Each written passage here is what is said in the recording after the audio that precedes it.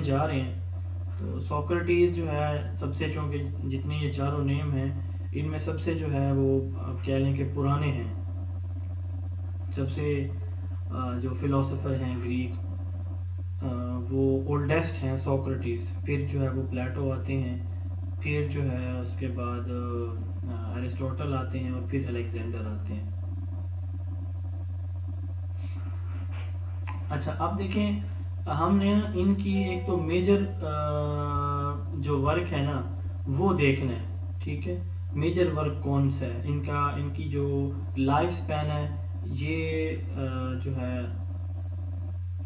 ہم نے دیکھنی ہے، اور اس کے ساتھ ساتھ ہم نے یہ دیکھنا ہے کہ ان کا جو سب سے فیمس ورک ہے نا وہ کون سا، یہ میں ساتھ ساتھ آپ کو بتاتا جاؤں گا۔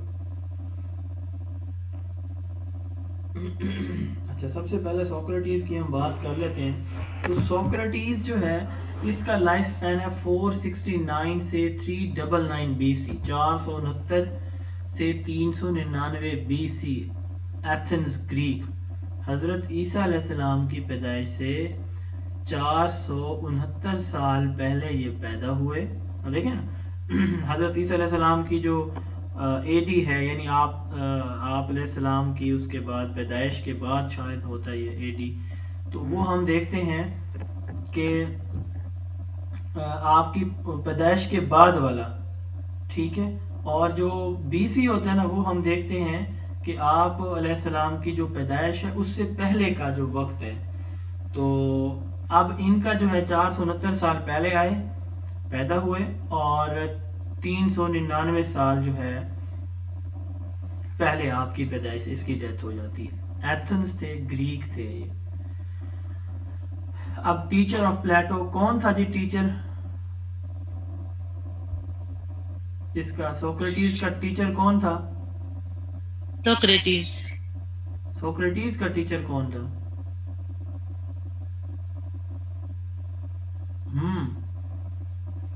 اچھا چلیں یہ یہ تو بتا سر دیں، نہیں پتا۔ سوکریٹیز کا اسٹوڈنٹ کون تھا؟ چلیں یہ بتا دیں۔ Plato. Student of Plato. Plato. ایک سوال یونیورسل ہے جو ہر طرح کے امتحان میں اکثر پوچھا جاتا ہے، وہ ہے who was the founder of question answer method, dialectic method, ٹھیک ہے، سوکریٹس۔ سوکریٹیز ہے۔ ہاں جی، اسی کو ڈائلیکٹک میتھڈ یا کوسچن آنسر میتھڈ یا پھر ڈائلاگ میتھڈ بھی بولا جاتا ہے، اس کے 3 نام ہیں، ٹھیک ہے، dialectic method, question answer method, Socratic method, ٹھیک ہے، یا ڈائلاگ میتھڈ، 4 نام ہو گئے، یہ یاد رکھیے گا۔ اب اس نے ڈائلیکٹک میتھڈ دیا، اس نے کہا کہ جو کوسچن آنسر ہے نا اس کے ذریعے سے آپ بچے کے اندر کانشیسنیس ڈیولپ کریں، آپ بچے کے اندر یہ صلاحیت ڈیولپ کریں کہ وہ اپنے پرابلمس کو تھرو کوسچنز، اپنے کانفلکٹس کو تھرو کوسچنز جو ہے وہ سولو کر سکے۔ اسی میتھڈ کو اس نے ڈائلیکٹک میتھڈ کا نام دیا۔ اس میں 4 طرح کے کوسچن شامل تھے، انٹروڈکٹری یا پڑھ چکے ہیں پہلے چیپٹر کے اندر، developing, recapitulatory and evaluatory, linking with the previous, میں نے فلیگ کی ایگزامپل دی تھی، ہمارے نیشنل فلیگ کی، اس کے پارٹس کی۔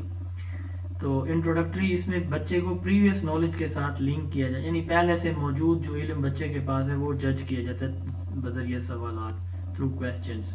ڈیولپنگ، اس میں نیو ٹاپک کے اوپر کوسچن پوچھے جاتے ہیں۔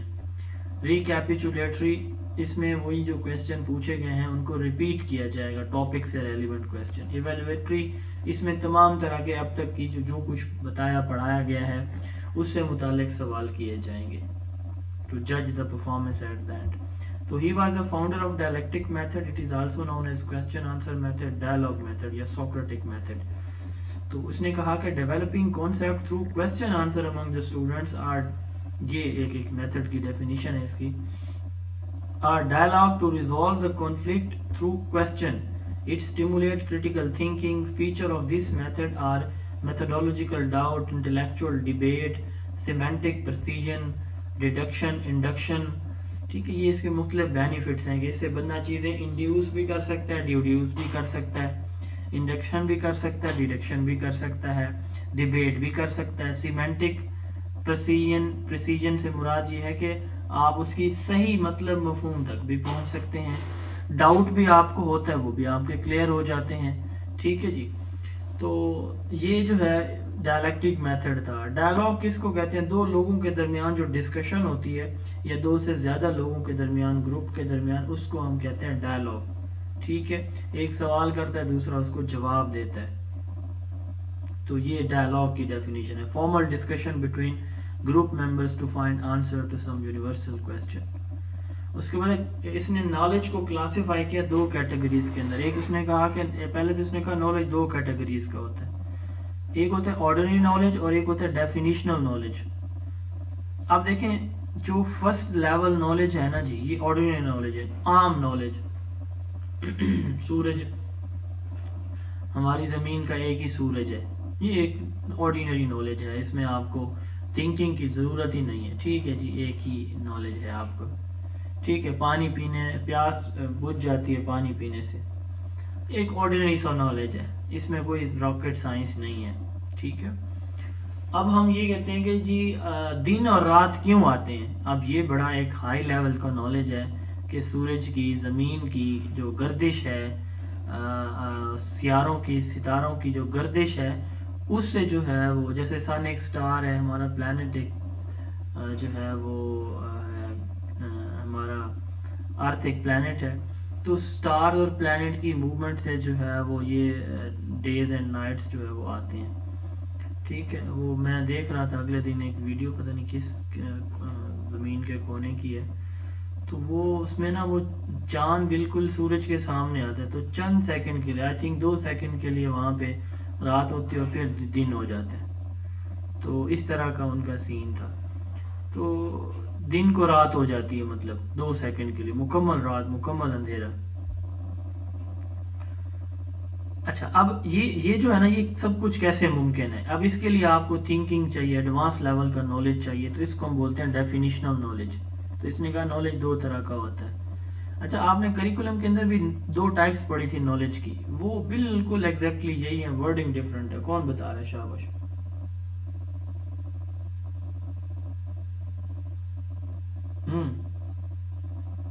بولیں.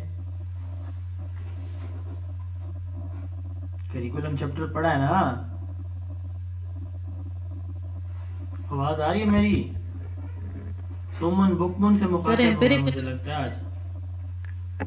جی سر پڑھا تھا، لیکن میرے اس میں کچھ لیکچر مس ہو گئے تھے تو مجھے چلے، نہیں آپ کے یاد. تو مس ہو گئے، سب کے تو نہیں مس ہوئے، سارے لوگ تھے اس وقت تو 40 تھی اسٹرینتھ کلاس کی لیکچر میں. تو ہم نے پڑھا تھا سبسٹینٹیو نالج اور سینٹیکٹیکل نالج، اگر آپ لوگوں کو تھوڑا سا یاد ہو. ہاں جی، تو پیپر میں اللہ کرے چیزیں آپ کو یاد آ جائیں، بس پیپر میں پھر یہ آ کے نا کہ میسج نہ آئے مجھے سر پیپر تو بڑا آسان تھا لیکن پیپر میں جا کے چیزیں بھول گئی ہیں. تو بھولنی ہے بھائی جب پڑھیں گے نہیں تو. آرڈینری نالج جو ہے سبسٹینٹیو نالج اور ایک ہم نے کہا کہ جو ہے فیکٹ بیسڈ نالج ہو، ایک ہوتا ہے لاجک بیسڈ نالج. تو جو فیکٹ بیسڈ ہے نا یہ آرڈینری ہوتا ہے، اور جو لاجک بیسڈ ہوتا ہے نا وہ ڈیفینیشنل ہائر لیول ہوتا ہے. اس کے مشہور اقوال ہیں، knowledge that comes from the inside is real. اندر سے آنے والا علم جو ہے نا وہ حقیقی علم ہوتا ہے. نالج از ورچو، تو علم جو ہے وہ ایک روشنی ہے، علم ایک نیکی ہے. Education is to produce a virtue man, ایک اچھے بھلے انسان کی کو پروڈیوس کرنا، یہ ایجوکیشن ہے. یہ ویسے تینوں ڈیفینیشن آپ پڑھ چکے ہیں پہلے چیپٹر میں، اس لیے میں ان کی ایکسپلینیشن نہیں دے رہا. Education is search for truth, beauty and justice. Education جو ہے یہ آئیڈیالزم میں بھی آپ نے پڑھا تھا کہ ان کا بھی یہی بیلیف ہے کہ ٹروتھ، بیوٹی اور جسٹس کو فائنڈ آؤٹ کرنا تھرو انٹلیکچوئل انسائٹ، جو اوپر اس نے یہ بات کی ہے، knowledge that comes from insight is real. تو یہ آپ کا وہی ہے، ٹروتھ، بیوٹی اور جسٹس. تیسری اس کی ڈیفینیشن جو ہے وہ ہے bringing out of the ideas of universal validity which are latent in the mind of the every man. کہ ایجوکیشن جو ہے کیا ہے کہ بچے کے جو ان آئیڈیاز کو باہر نکالنا جو چھپے ہوتے ہیں، ٹھیک ہے، ہر ایک یعنی اچھائیوں کو باہر نکالنا جو ہر انسان کے ذہن میں چھپے ہوتے ہیں. میگاری نے اس کے اسکول کا نام تھا. تو تھیوری آف نالج اور تھیوری آف کنسیپٹ بھی اس نے دی ہے. تھیوری آف نالج اس نے کہا کہ تمام طرح کا جو علم ہے یہ ہیومنز کے اندر کویسچنز کی شکل میں رہتا ہے، اور جب ہم یہ کویسچن دوسروں سے کرتے ہیں، یعنی وہی question answer method, dialectic, dialogue method, Socratic method, دوسروں سے جب ہم کرتے ہیں نا تو ہمیں جو ہے وہ ہمیں ٹروتھ، سچائی یا ریالٹی تک ہم پہنچ جاتے ہیں. یہ تھیوری آف نالج ہے. ٹھیک ہے، کہ علم ہمارے اندر क्वेश्चंस की शक्ल में छुपा होता है, मौजूद होता है, और ये क्वेश्चन हम दूसरों से करते हैं तो हमें पता चल जाता है रियलिटी का। थ्योरी ऑफ कॉन्सेप्ट, तो ये कहते हैं knowledge gain through medium of concept, ठीक है, कि हर चीज की खुसूसियात होती हैं जो उसको दूसरों से डिस्टिंग्विश करती हैं। तो इसने कहा कि knowledge gain through medium of concept and concept about an object include all the features which distinguish it from the others. तो थ्योरी ऑफ कॉन्सेप्ट ये है कि इल्म कहाँ से आता है, हम कॉन्सेप्ट्स पे से लेते हैं, और हर चीज के जो कॉन्सेप्ट्स हैं वो डिफरेंट हैं क्योंकि चीजों के फीचर डिफरेंट होते हैं। हमें किसी चीज के बारे में कॉन्सेप्ट है तो उसके उन फीचर्स की वजह से, मेरे सामने इस वक्त टेबल पे एप्पल भी पड़ा है और जो है वो सिसम तिल भी पड़े हैं, तो अब इसकी खुसूसियात और हैं, उसका टेस्ट और है, कलर और है, ऑडोर और है, अच्छा उसके खाने के फवायद और हैं। अब देखें तिल और सेब के अपने अपने फीचर्स हैं, तो इनकी वजह से उसका कॉन्सेप्ट मेरे जहन में और है, सेब का और है। तो knowledge gain through the medium of concept and the concepts about an object include all the features which distinguished it from the others। सेब ऑयली नहीं होता, तिल ऑयली है, उसके साइज का फर्क है, कलर का फर्क है, खुशबू का फर्क है, जायके का फर्क है, ये इसके डिफरेंट फीचर्स हैं दोनों चीज़ों के। बहरहाल ये सोक्रात थे, तो 469 से 399 BC। फिर इनके स्टूडेंट हैं और अरिस्टोटल के टीचर हैं प्लेटो, अफलातून। 427 BC को ये पैदा होते हैं और 347 BC को वफात पा जाते हैं। अल्लाह जाने उस वक़्त ये इनका ईमान अकीदा अपने उस वक़्त के अम्बिया साहब वाले थे तो उस पर क्या था। बहरहाल प्लेटो जो है ना वो अल्लाह ताला पे बिलीव रखने वाले थे। ये आप लोगों ने पढ़ा है, पिछली हमारी जो चैप्टर हमने पढ़ा फिलोसफीज का उस पर। तो फेमस बुक इनकी थी, हम जब तीसरी में होते थे ना उस वक्त एक नज़म हुआ करती थी,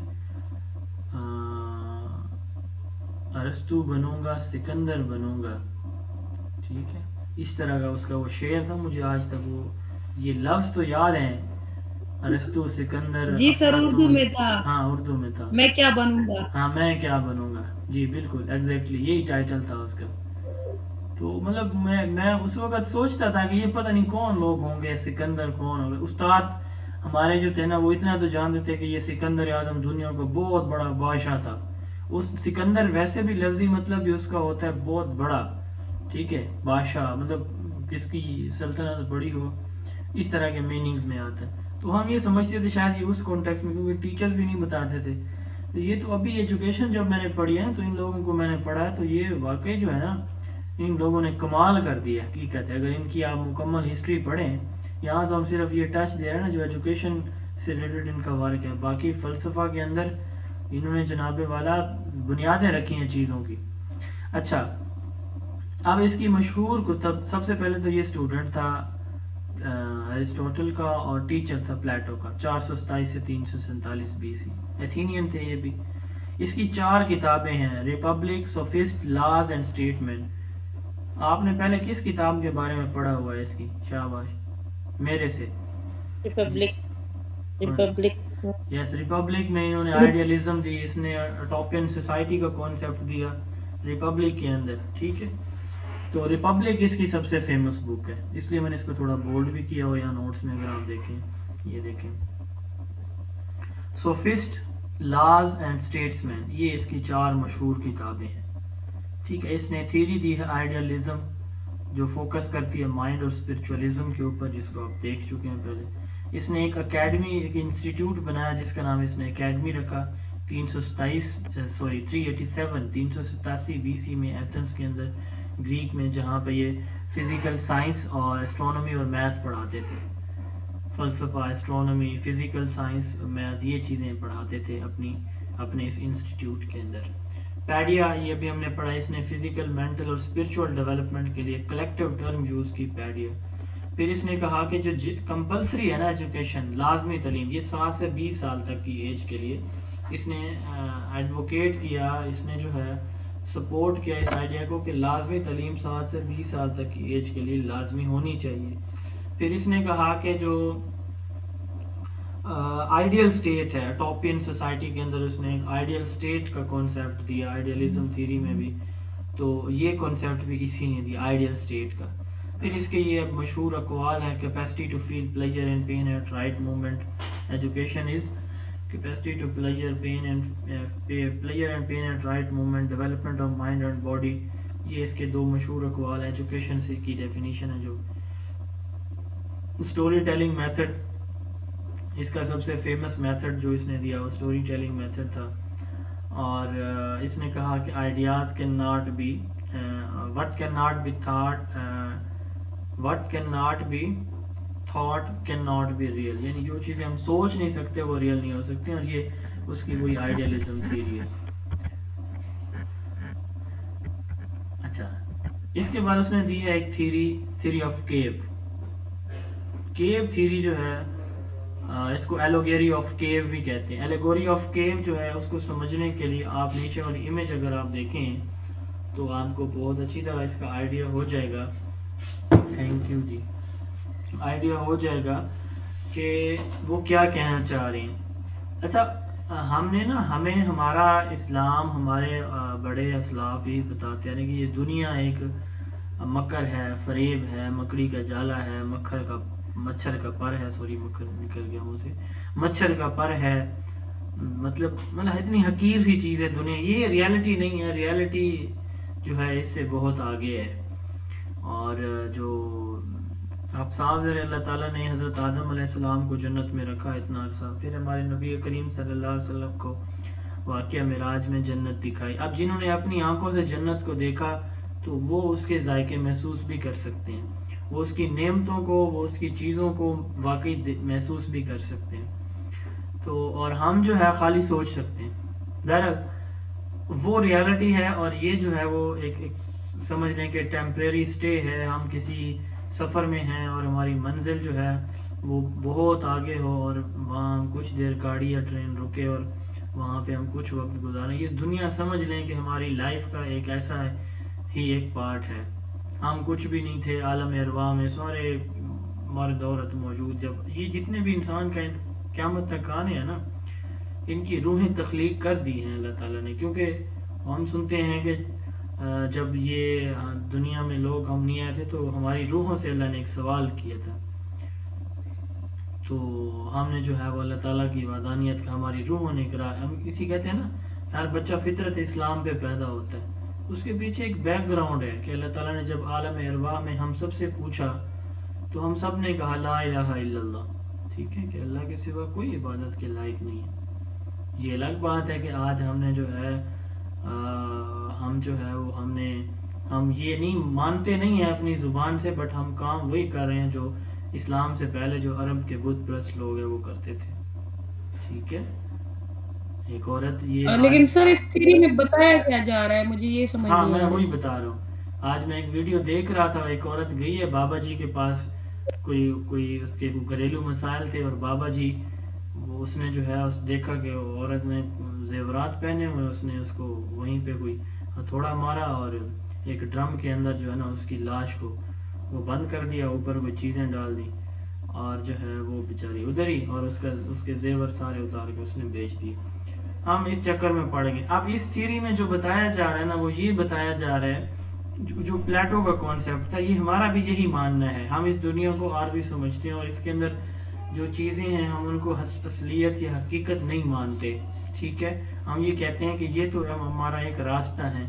उसने कहा कि ये हम इस दुनिया में मौजूद हैं, और ये जो चीज़ें नज़र आ रही हैं ना, हमें ये नज़र आ रही हैं।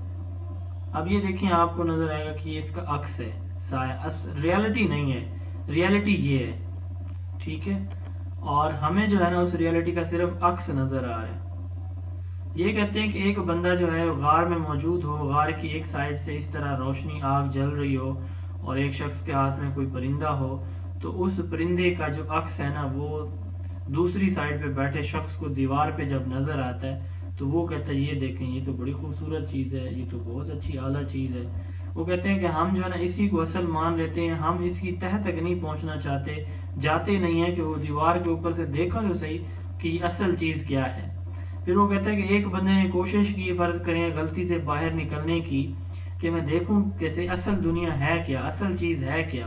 وہ دیکھتا ہے تو اس نے چونکہ روشنی کبھی نہیں دیکھی تھی یہ والی, تو اس کی آنکھوں پہ جیسے روشنی پڑتی ہے تو وہ اندھا ہو جاتا ہے. تو اس غار میں موجود باقی لوگ اسے کہتے ہیں کہ دیکھو اس نے جو ہے نا وہ آگے جانے کی کوشش کی, جو ہے نا روشنی دیکھنے کی کوشش کی, یہ اندھا ہو گیا, ہم نہیں نکلیں گے, ہم تو ادھر ہی رہیں گے تاکہ ہم بھی اندھے نہ ہوں.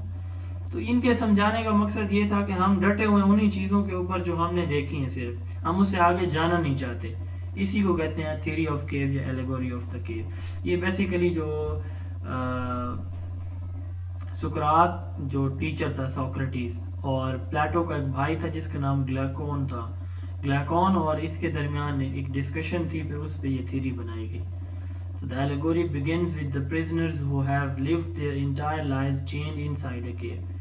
یہ ان لوگوں کی زندگی پہ مشتمل تھی جو اپنے آپ کو جنہوں نے غار کے اندر قید کیا ہوا تھا.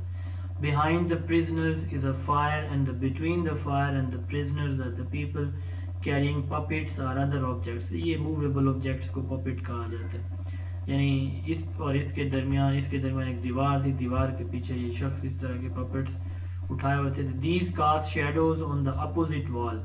یہ جو ہے دوسری مخالف دیوار کے اوپر ان کا عکس بناتے تھے. The prisoners watch these shadows, believing this to be their reality, as they have known nothing else.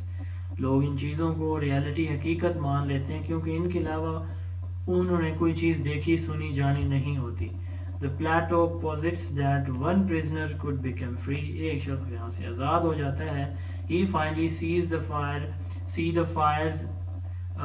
and realize the shadows are fake. وہ اس کو دیکھتا ہے, یہ تو اس کا عکس تھا, اور یہ جو میں نے دیکھا یہ تو فیک تھا, جھوٹ تھا. These prisoners could escape from the cave and discover there is a whole world new outside they were previously unaware of. تو وہ کہتے ہیں کہ جب وہ ادھر آنے کی کوشش کرتے ہیں اور دیکھتے ہیں کہ باہر تو ایک ٹوٹلی نیو ورلڈ ہے. ٹھیک ہے, تو پھر کیا ہوتا ہے, دس پرزنر وڈ بلیو the outside world is so much real than in the cave. وہ کہتے ہیں کہ باہر کی دنیا تو بہت اصل ہے.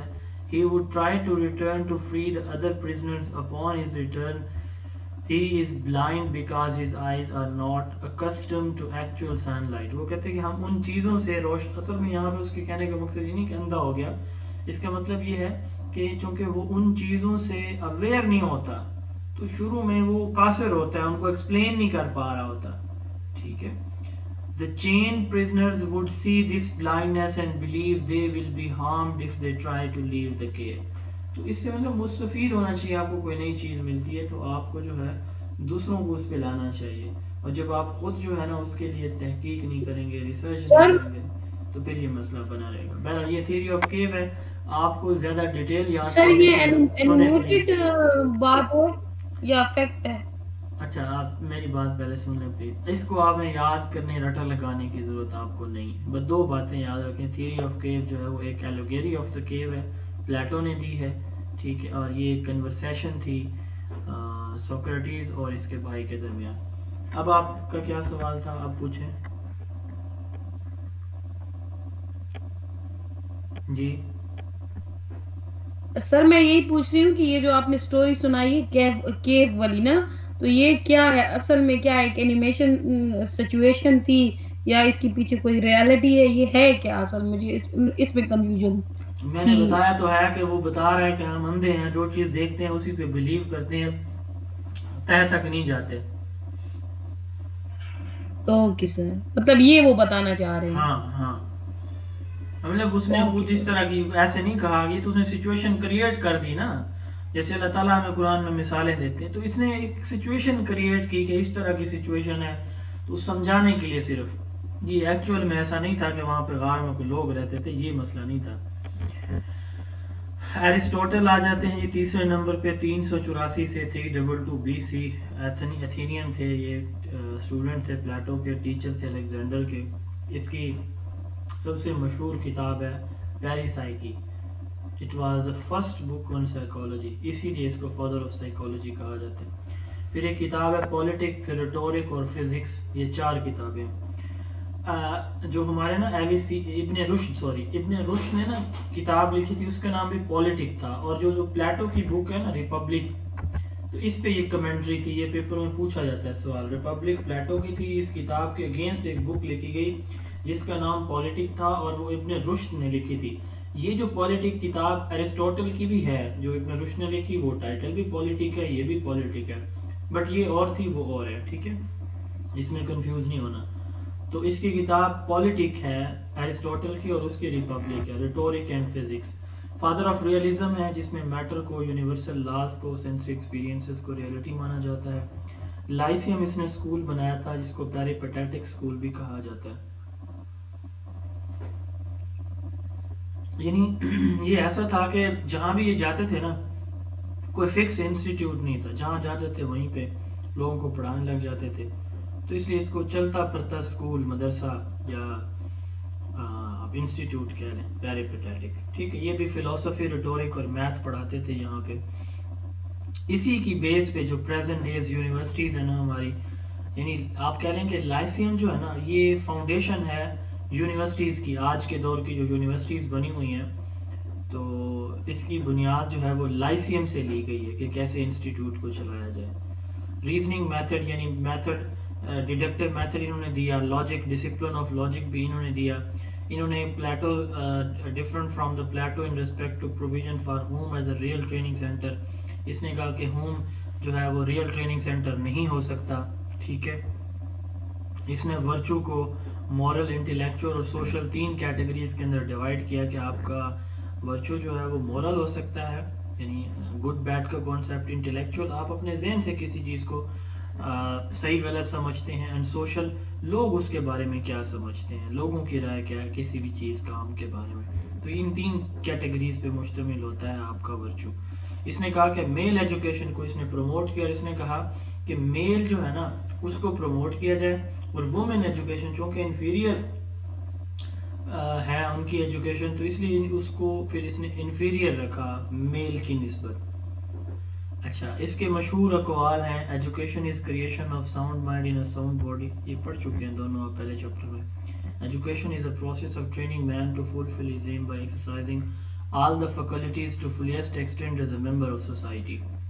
اور اس نے سینسری ایکسپیرینسز کو جو ہے وہ روٹ کاز کا نام دیا نالج کی. اس نے کہا کہ ہیپی مین وہ ہے جو ایجوکیٹڈ ہے. اس نے کہا کہ ایمز آف ایجوکیشن لوگوں کو ریزن، لاجک، ججمنٹ کے قابل بنانا. ڈسپلن آف لاجک بھی اسی نے دیا تھا. گڈ اینڈ ورچوئس مین، اس نے کہا کہ وہ ہوتا ہے یعنی کون سی چیزیں ہیں جو ایک شخص کو ورچوئس بناتی ہیں. ریشنالٹی، یعنی وہی لاجک کی بات آ گئی. ہیبٹ اور نیچر. ٹھیک ہے، یہ 3 چیزیں اس کی ورچو ڈیولپ کرتی ہیں. ایجوکیشن اس نے کہا کہ ہیپینس کو ایکوائر یا اٹین کرنے کا نام ہے، اور ورچو جو ہے نا اسی ہیپینس کے اندر ہے.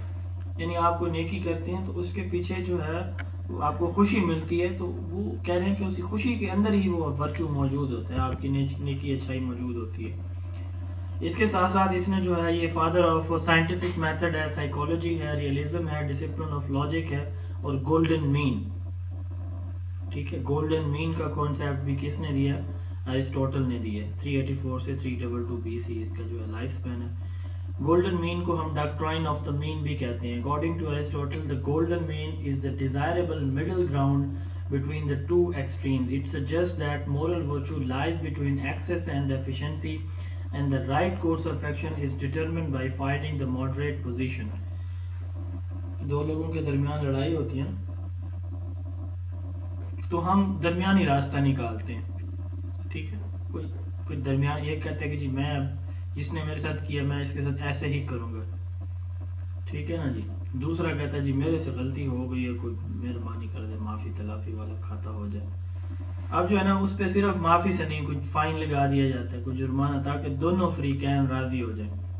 اس کو کہتے ہیں گولڈن مین. ایک نے زیادتی کی، بہت زیادہ، ایک سائڈ پہ چیز زیادہ ہے، دوسری سائڈ پہ کم ہے، تو اس کا ترازو برابر کر دیا جاتا ہے. ٹھیک ہے، اسی کو کہتے ہیں گولڈن مین. دو بھائیوں کے درمیان لڑائی ہو گئی. ایک نے کہا کہ حضرت علی، حضرت عمر رضی اللہ عنہ کے دور میں نا ایک لڑکا آیا کہ میری والدہ جو ہے، یہ میری والدہ ہے، تو یہ مجھے اپنا بیٹا نہیں مانتی. تو اس کے جو عورت تھی اس کے بھائی آ گئے, گواہان آ گئے, انہوں نے کافی سارے, انہوں نے کہا جی یہ تو کماری ہے, تو یہ خام خواہ اس کے سر ہو رہا ہے, اس کا بیٹا نہیں ہے. تو عورت سے پوچھا, اس نے کہا نہیں یہ میرا بیٹا نہیں ہے. اچھا, تو اتنے میں حضرت علی رضی اللہ تعالیٰ عنہ تشریف لے آتے ہیں. قاضی تھے حضرت عمر رضی اللہ عنہ کے دور میں. تو آپ رضی اللہ تعالیٰ عنہ نے کہا کہ جی میں ان کا فیصلہ کرتا ہوں. حضرت عمر سے اجازت طلب فرمائی, آپ نے اجازت فرما دی. تو اب حضرت علی رضی اللہ تعالیٰ عنہ نے اس عورت سے پوچھا کہ میں تمہارا فیصلہ تمہارا باپ بن کے کروں یا قاضی بن کے؟ اس نے کہا باپ بن کے کریں. اس نے کہا آپ مجھے بتا دیں کہ یہ تمہارا بیٹا ہے کہ نہیں ہے. کہتی ہے نہیں یہ میرا بیٹا نہیں ہے. تو اس لڑکے سے پوچھا, اس نے کہا کہ جی یہ میری ماں ہے, میرا والد ہے نہیں, فوت ہو گیا, یہ میری ماں ہے. اچھا, اتنے میں وہ سارے گواہان بھی دوبارہ آ جاتے ہیں. گواہان آ جاتے ہیں تو وہ کہتے ہیں جی ہم گواہی دیتے ہیں. جی آپ نے فرمایا کہ میں نے کسی کی گواہی نہیں لینی, میں نے تو اسی عورت سے پوچھنا ہے. کہا اچھا چلو آپ نہیں مانتی ہو اس کو؟ اس نے کہا نہیں یہ میرا بیٹا ہے نہیں. اچھا ٹھیک ہے, میں تمہارا باپ ہونے کی حیثیت سے تمہارا نکاح اس لڑکے کے ساتھ کرتا ہوں, اس کو قبول کر لو. وہ رونے لگی, کہتی کہ میرا بیٹا ہے. تو مطلب یہ ہوتی ہے کہ مطلب مڈل سچویشن پہ جا کے آپ ڈیسیجن لیتے ہیں کوئی اس طرح کا. یہ ویسے بائی دا وے آگے بات, آپ کے پاس کوئی چیزیں پڑی ہیں, ایک سائڈ پہ پلڑے میں چیز زیادہ ہے, دوسرے میں کم ہے, تو آپ اس کو ایک سائڈ سے نکال کے دوسری سائڈ پہ ڈالتے ہیں, بیلنس کر لیتے ہیں. اس کو کہتے ہیں گولڈن مین, ایرسٹوٹل کی زبان میں. ٹھیک ہے جی, تو یہ 5 چیزیں ہیں: scientific method, psychology, realism, discipline of logic and golden mean. ان کا فادر مانا جاتا ہے ایرسٹوٹل کو. یہ وہ اسکولس کے نیمز ہیں. یہ ہمارا جی ہو گیا گریک ایجوکیشن سسٹم. ابھی ہم مسلم ایجوکیشن سسٹم کو بھی تھوڑا سا دیکھیں گے, کیونکہ ہمارے جو فرسٹ 3 لیکچرز ہیں یہ ہمارے مشتمل ہوں گے گریک اور مسلم ایجوکیشنسٹ جو ہیں ان کے کنٹریبیوشن کے اوپر. تو میں سلائیڈ ڈسپلے کرتا ہوں جی. مسلم گریک ایجوکیشنسٹ کی. گریک کچھ آج ہم پڑھ لیں گے, کچھ کل ہم مسلم ایجوکیشنسٹ, اور جو گریک کچھ بچ جائیں گے تو ان دونوں کو ملا لیں گے. یہاں تک کلیئر؟ کوئی کویسچن ہے کسی کا تو پوچھ سکتے ہیں جی.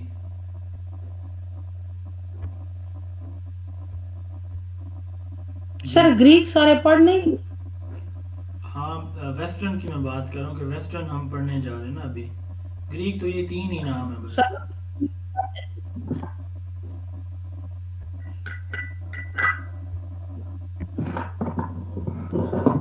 ابھی ہم جو ہے نا وہ ویسٹرن ایجوکیشنسٹ کو بھی پڑھیں گے آج.